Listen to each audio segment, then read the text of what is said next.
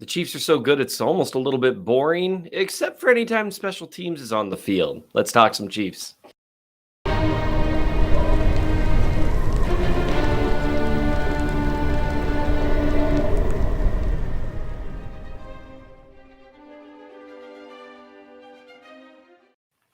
Welcome to Monday Mornings with the Chief in the North. I am Seth Kaiser, the Chief in the North. You are here on RGR Football, as we do every Monday or Tuesday, depending on when the Chiefs play. We are going to take a look at what I think are some of the main storylines that are going to be talked about in the upcoming week, including some of the things that I'll be writing about on the Chief of the North newsletter, some of the things that Ryan and the gang here are going to be talking about here on RGR Football. Welcome. Let's dive right in because, frankly, we don't have a lot of time. And honestly, I'm busy today because I'm ready to go to sunny Florida here in a couple of days. That's right. Those of you who are in cold weather, eat your heart out. It's going to be great. The Chiefs beat the Rams in convincing fashion. Not quite as convincing as people were hoping, but they did cover, which, considering that the spread was a 15.5-point spread, is somewhat impressive. A big part of that was obviously the fact that the Rams were playing a quarterback who they didn't have a lot of trust in, which is interesting because anytime he was asked to do a little bit more, he generally did a pretty decent job. And frankly, I'm intrigued by the guy. He ran around. A lot of the stuff that he did was in terms of physicality, in terms of moving the chains with his legs, but he also showed a really live arm, showed the ability to throw the ball on the run.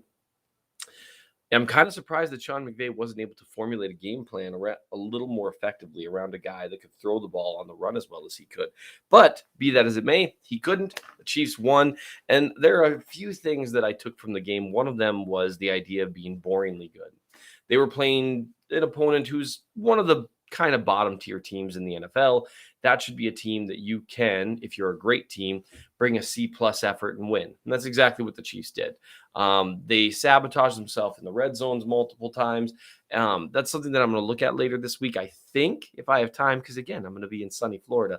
However, I've had a lot of people ask me about, well, the play, the play calls in the red zone. It's really easy, and I've noticed that this is a habit for fans, is anytime things go wrong for the offense or the defense, the first thing people start hitting on is, the play calling stunk. I would just say that based on a quick review, the Chiefs executed themselves out of multiple touchdowns. Whether you want to talk about a drop, you want to talk about a ridiculous interception by Mahomes that he admitted afterwards. He was trying to come back a different way. He wasn't trying to execute a no look. He was going to throw one way, and the last second started to change his mind and just had an awkward moment. It happens. He's human, turns out. When you have moments like that, where you have, individual missed blocks, which happened a few times, it's really easy to go after the play calling, but sometimes it's just a failure to execute. And sometimes it's a little bit of both. So I might be looking at that later this week. But despite shooting themselves in the foot a couple of times, they still were able to win convincingly, kind of being boringly good. It's not necessarily a bad thing. It's just a little boring, and it can be a little frustrating. With a team like that, you'd love to see the Chiefs win by like 5 touchdowns, and they could have, and they didn't. So they do have issues of execution to clean up on both sides of the ball. Well, in all 3 phases, really. And we'll talk about the special teams eventually. But there's something to be said for being boringly good, even when you shoot yourself in the foot a little bit. This is as good a time as any to remind you to make sure that if you enjoy the content here, if you want to support myself, you want to support Ryan, the RGR football team, make sure that you like, subscribe, comment even, get crazy with it. It's hard to say. Make sure you do all those things. It's very important. Supporting the channel helps Ryan continue to pump out ridiculously good content. And I even talk occasionally too. One of the things that I took from the game, besides the fact that the Chiefs are boringly good, is Travis Kelce. We talked about him a lot last week, so there's hardly anything left to say on him other than the fact that he's tight end 1. I think he's tight end 1 of all time. And I think it becomes an easier and easier position to make and defend every week that goes by. Anytime he's one-on-one against anyone, it's so unbelievable the way that he does things. It's nice when the Chiefs are in, an afternoon slot or a national television slot, and you see some extra attention paid to things. Greg Olsen being on the call was really nice for what he did to Jalen Ramsey, because he kind of just walks you through step by step exactly how he just put him in a complete torture chamber. That's a lot of fun to watch. There's really no one like Travis Kelce, and it's just a privilege to watch him. He should get talked about this week. He's one of one. There's no one like him. Joe Tooney, Iron Man, finally missed a game with an ankle injury. My guess is, and I could be wrong here, he practiced a little, but he ended up not going. My guess is they're trying to be cautious. This is the time of year where, yes, you really need to win every game. However, you also need to be thinking about, it's November. You need to be thinking about December and January too. You need a guy like Joe Tooney healthy. Ankle injuries are things that can linger. And so hopefully he'll be back next week. With Juan Thornhill, we'll see as well. Him and Kadarius Toney both have things that tend to linger a little bit. So we'll see how both of them do. But I thought the offensive line, Aaron Donald made some impact, but he wasn't as impactful as he might have been. And you actually saw a good example of how one guy on the line, even if it's Aaron Donald, can't do it all. And I thought the line did all right against him. Trey Smith had some struggles, which is to be expected. Smith is a power-based player, and a guy like Donald who has exceptional strength and quickness, that can give anyone problems. But we'll see what happens with Tooney this week, but that's a storyline to keep your eye on. As you can see, I'm checking off the important things for this week. The defense is something that people are going to be talking about. It'll be easy to overlook because, they were against a completely overmatched offense. Frankly, one of the worst offenses in the NFL. They didn't have Cooper Kupp, didn't have Matt Stafford. They've struggled to move the ball. But it's worth noting that your defense should dominate those matchups, and that's what the Chiefs did. The Rams essentially had one successful drive all day, and that's what you expect to see against a bad offense. They're still an NFL level offense, still a really well coached team in Sean McVay, even when he's just, been concussed before the game. If you didn't see that, well, you had to have seen that. That was insane. Got run into by a player. That had to have hurt. I hope he's all right. But the defense did what it should have. And it's really easy, I think, sometimes to just pass that by when a team does what it's supposed to just say, they should have. Check it out. Doing the things that you're supposed to week in and week out is part of what makes a winning team. It's part of what makes a team that can go deep into the playoffs is by executing the things that you're supposed to execute.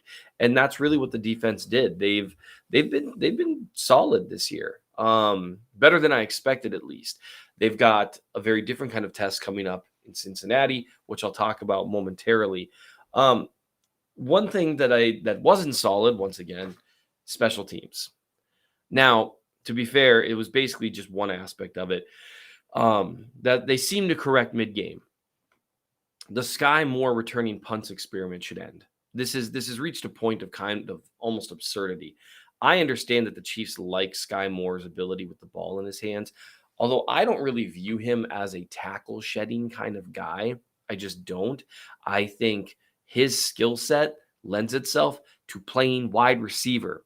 He gets good releases. He doesn't lose a lot of speed on his cuts. He can run through contact a little bit on his routes where it doesn't slow him down as much as it might. He's got good hands. Well, Seth, he can't catch punts. He can't. But you watch Mahomes fire a rocket into him, and he catches the vast majority of them. He made a great adjustment on a ball that, had it been on him, might have been, a huge touchdown. But he made a great adjustment to it, hauled it in. Moore can play. And what they're currently doing, what he can't do is play punt returner. It's a specific skill. It's not something he did in college, not something he really did in high school, I believe. And so trying to force him into something that he's clearly not good at, clearly not comfortable with, the fact that it hasn't destroyed his confidence, and the fact that he was able to, after such another horrible moment as a punt returner, come back, make a couple of nice catches, that says a lot about his confidence, his mentality, and his willingness to keep going. The Chiefs are going to screw with that if they keep marching him out there where he doesn't belong. Justin Watson seems perfectly comfortable fielding punts. He's not really going to return very many of them. I don't care. Get him out there until Hardman's back and let him just catch him. Or just let it be Watson in general. One thing I kind of liked when Mike Hughes would return punts is he fielded everything very cleanly. If he had a little room, he'd run straight forward for 5, 10, 15 yards. That's all I want out of my punt returner, making the right decision as to whether to field the ball or let it bounce into the end zone if possible. Field it cleanly, not be a fumble risk, and run forward for a few yards if they're available. I think their desire to make plays on special teams, the juice isn't worth the squeeze at this point. It's costing them way more and more.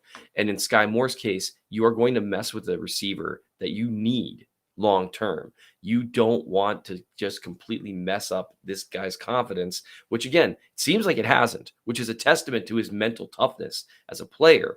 But that's not something you want to continue to mess around with. And that's something they really, really need to figure out. Special teams has played poorly. I mean, they really, with better special teams, they easily win the Indy game, arguably win the Buffalo game. And that's not a good thing when you are dedicating multiple spots on your roster to special teams guys rather than developmental guys. The special teams should be a strength, and it has been every year of the Dave Towle era. So I'm willing to say, okay, let's see how it ends up. Let's see how it ends up in December, January, and February. Maybe the special teams turns out to be a massive strength down the stretch. It usually has. We've had a few times like this during Taube's tenure as he coached special teams with Andy Reid, where we thought, oh man, special teams terrible. This is ridiculous. And it's always come around before. We'll see if it does this time. Last subject of the week, they're on to Cincinnati. Patrick Mahomes talked about Cincinnati a little bit after the game. They had some great quotes that Vahi had up on Twitter, where he basically just said they got a big lead. They were playing well. They started to coast, and you can't coast against a team like the Bengals. One of the worst halves of Patrick Mahomes' career against Cincinnati in the second half of that AFC Championship, which is interesting because he was throwing bombs in the first half. So the Chiefs have a bit of, what they view kind of as a payback game. I'm curious how heavy the emphasis is for them. The Chiefs have always been like the bad guy over the course of the last 4 or 5 years. They're kind of the boogeyman. They're kind of the bad team. But Cincy had their number last year.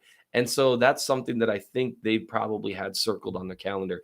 It doesn't hurt that because of Cincinnati's win over the Titans, that put them at 7-4. And that put the Titans at 7-4. So they both kind of the Titans were kind of a team that was nipping at the Chiefs' heels. So that dropped them down. This is their chance to drop the Bengals down a bit in a very tight AFC playoff race. The Chiefs, they're playing for the 1 seed. It helps with health. It helps with game planning. It's an automatic win in the playoffs. So I think that's the bigger focus for me, honestly. I'm curious the amount that they put into it. And if you overly focus on just the fact of who the opponent is, there's a chance for a letdown if you lose. Cincinnati's a good team. I'm sure they're going to have Jamar Chase and Joe Mixon back because everyone wants to come back and get healthy to play the Chiefs because the Chiefs are one of the biggest games on everyone's schedule. So it's going to be interesting. And that's where I think we're going to see with the defense, what are they compared to last year? Are they able to clean up some of the mistakes that cost them against the Bengals last year? Are they able to finish on some of the plays? Is their pass rush able to be a little more complimentary to where it's not just Chris Jones out there? Are they going to make sure that they avoid some of those 60-yard plays where a tackle was missed initially? Those are the things that I'm going to be watching for with the defense, especially to see whether or not they really are improved on last year. They've seemed like they are. They've been a little more consistent. They seemed a little bit better. This is going to be a really good opportunity to see if they actually are. I'm excited about it. You should be too. Over the course of the next couple weeks, we're going to see how things go for me. I'm going to be on vacation with my family. And as most of you probably know and hopefully understand, that's going to take priority for me. So I'm going to try to put out at least 1 or 2 videos over the next couple weeks, but I'm going to be with the family on vacation, excuse me, until December 17th. Anyway, it's going to be awesome. I'd love to try to record something from the beach. We'll see how that goes. But I do want to just say thank you guys. Make sure to do all the YouTube things, like, subscribe, follow. I appreciate you guys following along with all of this. It is going to be a great game Sunday, and it is a great